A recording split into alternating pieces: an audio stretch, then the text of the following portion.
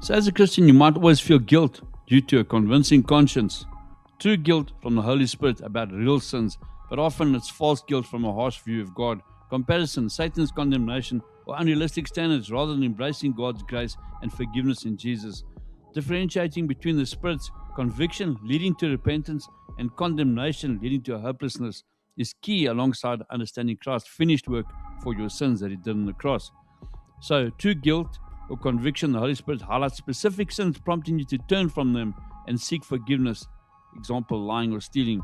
False guilt, condemnation, feeling bad for things that aren't sins, often from spiritual immaturity, believing you must constantly earn God's favor.